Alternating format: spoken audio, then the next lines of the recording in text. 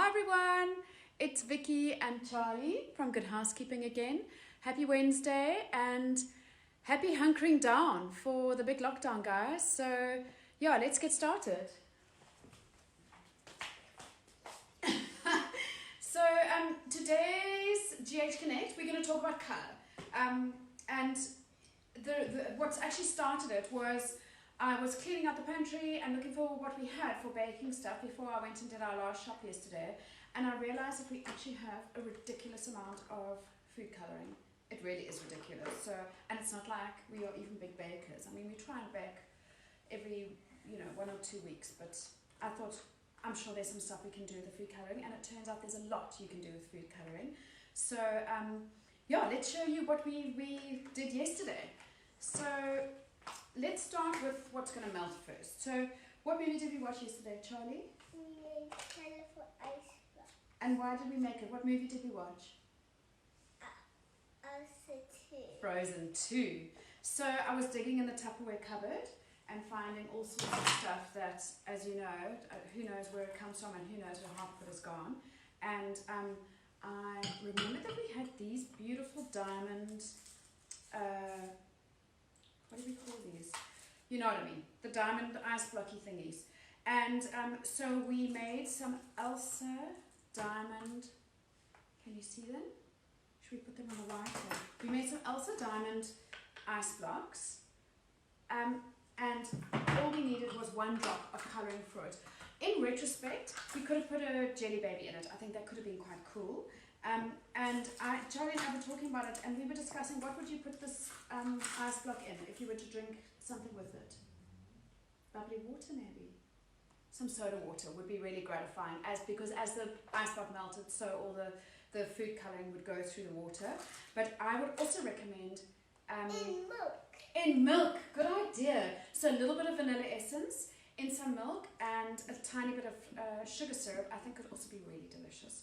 So that's a nice idea of, we all get given those ice blocks at Christmas time, Christmas stockings, all those funny shapes, quite a cool thing to do with kids. And don't forget that you could do edible glitter as well, and jelly babies. I wish we'd done the jelly babies because we got some from Gogo, didn't we? Anyway, we'll do that next time. Then the other thing we did was we tried colour blocking with ice blocks and ice trays. So kind of extending from what we chatted about on Monday, we were working with what colours make what. So we tried, what did we try here, Charlie? Mixing colours of ice blocks. So this was the yellow and the blue. This was also, this was mainly blue. That's a better one here. Is it cold? And then this one made purple. Again, another fun little thing you can do.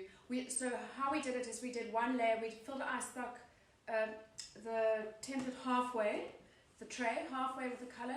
Let it set for a couple of hours. Where are you going, birdie? There's a cloth here to wipe your hands, darling.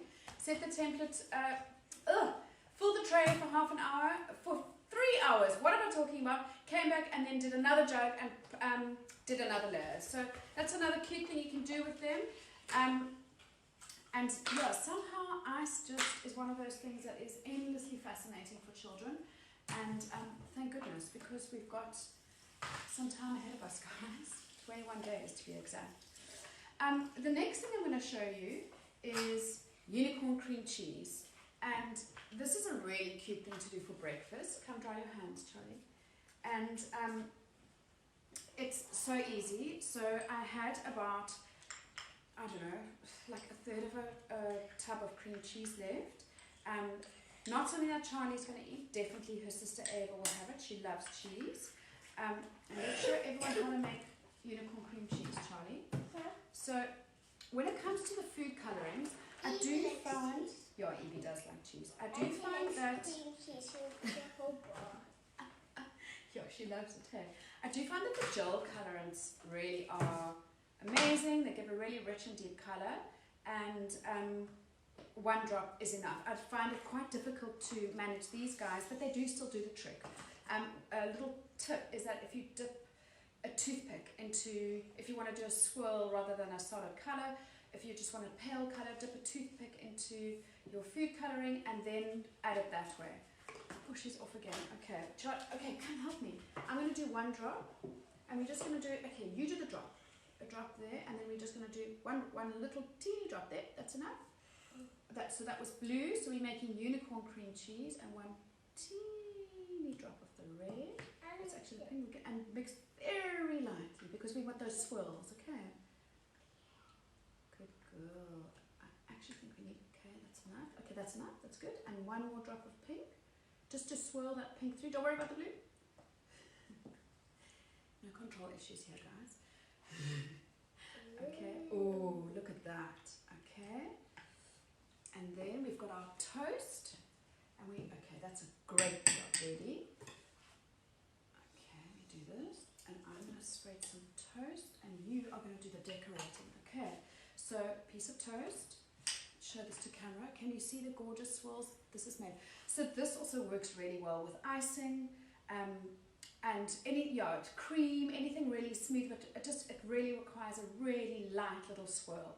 Now we're going to spread it. I once did it with, Mommy, I once did those colours like that with making Play-Doh. Exactly, what a good idea. And do you remember we did this for your birthday last year, your school birthday, your birthday ring? Look at the unicorn toasties.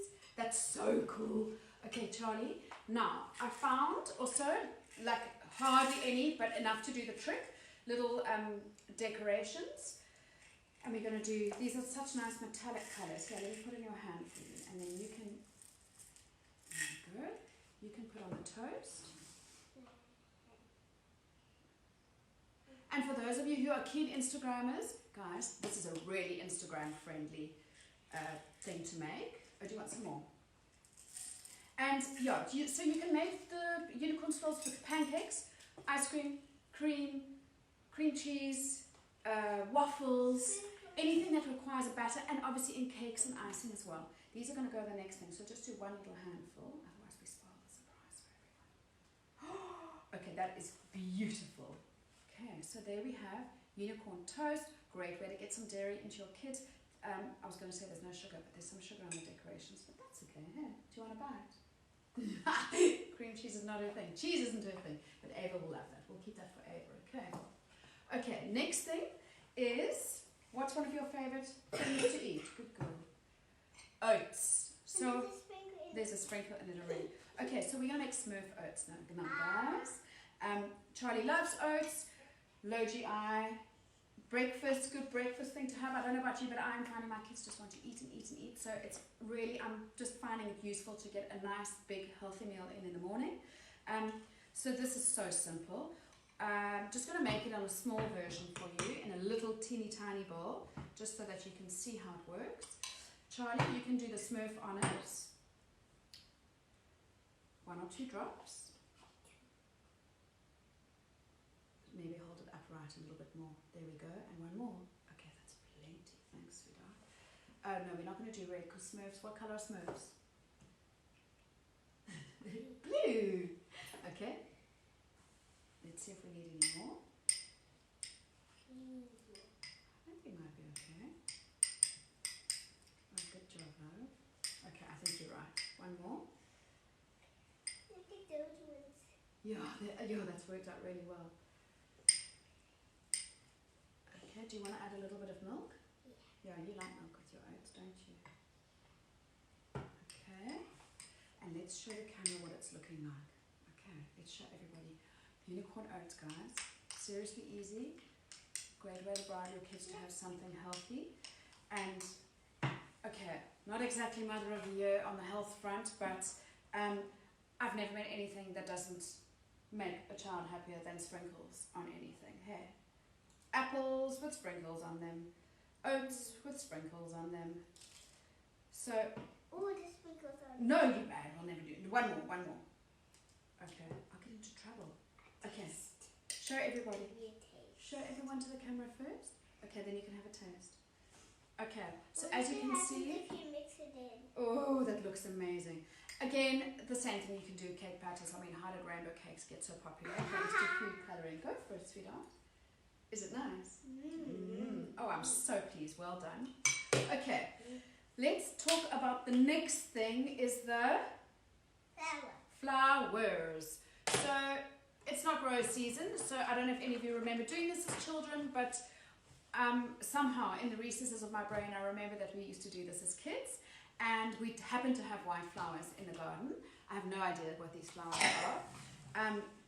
It was really cool. We just made a mixture, popped the flowers in, and let them do their thing. And this is a cool, hopefully your children will remember when they're older and they learn about things like osmosis in science, that it's an osmotic process that has, I think it is, I could be talking rubbish, but I think it's an osmotic process.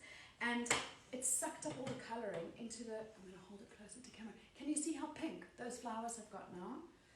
And look how blue, look at those gorgeous blue outlines. I've already showed those. Oh, okay, thanks, babes. Which one didn't work so well? The green didn't work so well, hey? So, as an extension of this, what we could do is we can sit and draw them later and paint them, because it's so nice to do shading with pencil crayon in our new art book. Hey? And then we could even try and press them later, or do some flower art with glue, but just try and extend everything you do to something you can do later in the afternoon. Or yeah, guys, we're in I'm not going to say we're in dark days, but we're in days where we need to think on our feet as much as possible. So yeah, we'll definitely be doing some flower art with those later. Then the last one I want to talk about was a bit of a flop. Okay?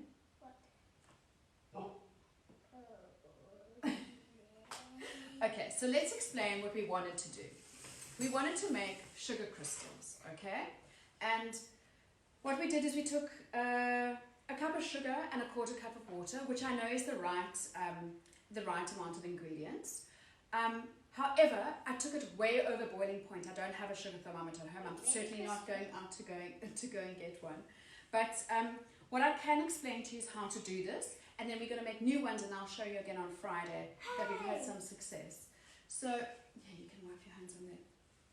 So, what you need is the cup of sugar, quarter cup of water. Pop it into... Boil sugar. Pop it into a saucepan and boil it. Then let it cool, and obviously all your sugar needs to be dissolved. Then allow it to cool for about 10-15 minutes. And in the meantime, you're going to slice some cardboard. And as I remember, I said on Monday, you need some of the, just to keep all those cardboard remnants. You never know what you're going to do with them. And I've got long toothpicks. Shot glasses are your friends now or later when we really need them, guys. But and you'll take your toothpick in your cardboard, roll it on a side plate of dry white sugar. And then you suspend it in the shot glass, making sure that nothing touches the sides or the bottom. So what we noticed yesterday, and having read up on what went wrong, is we went past boiling point and we were on quite a rolling boil. So our crystals actually formed perfectly in about 3 hours, and I could have taken them out then, but I actually left them overnight thinking they would form more, but everything hardened. So if you do take it onto a rolling boil, I would suggest doing it at 12, and by 4 o'clock you've got these beautiful sugar crystals. And it's not just something to look at. What you can do, you can see here, we've actually still got a remnant of one. Let me hold it up to camera. Can you see it? Can I taste it? A little bit later, sure. But what you can do, and this is so divine, milk with a little bit of vanilla and a sugar stick, and the kids can swirl it in. It really does provide them with a lot of entertainment, and it's delicious, and it's gratifying from a visual perspective. Lots of Instagram moments. And you had some of the sugar syrup yesterday. Was it tasty? Oh, it was. Did you not enjoy it? I like it with milk. Oh yes, you like it with milk. On its own, it's a bit too sweet, hey, and not good for your teeth, hey. Okay, guys. So this is our flop, but I'm gonna show you the finished ones on Friday. And yeah, I think that's about it. We can swirl this one in milk, Charlie, and we can see how it is. So, just to reiterate, the things that we did today, we look at all the leftover colours that we used. The gel ones, if you've got them, really gratifying, but those of you who've got them are probably already bakers, so you already know that. If you want to swirl something, use a toothpick as a little, that's a little hack. Ice craft, really gratifying. Again, you can use sugar syrup, you can use water, you can use milk, and you can add flavorings that you have. I think we've got an orange flavoring and an almond one here. We could have used with almond with milk, could have been quite cute. Play with those different shapes you've got in the cupboards, all those ice trays that you were given in the Christmas stockings. And then the color blocking with the ice trays is also quite fun. Then we did, what else did we make? Unicorn toast. Yeah. I'm very proud of this one, guys, because it has got such an Instagram moment going on there. And so easy to make, that beautiful swirl. Also gorgeous on cupcakes, waffles, pancakes, milkshakes. You could also make a unicorn milkshake. And even cakes, exactly. Good one, Birdie. And then the flowers, really gratifying. Get the kids out in the fresh air. We've got one more day to get out there and look for things from nature. If we wanted to practice what we did on Monday, we're probably going to go pick some more of these white flowers. I think they were really fun to do. And our sugar crystals. Let's see this one. Bit of a flop. Sorry, guys, but we'll try them again and we'll show everybody on Friday. Okay. Do you want to say goodbye, Charlie? Don't forget, hashtag us GHConnect, hashtag GHConnect, and please let us know what you've done. We would love to see what you've done, and we would love your feedback on other cool ideas and what you'd like to see more of. We'll see you soon.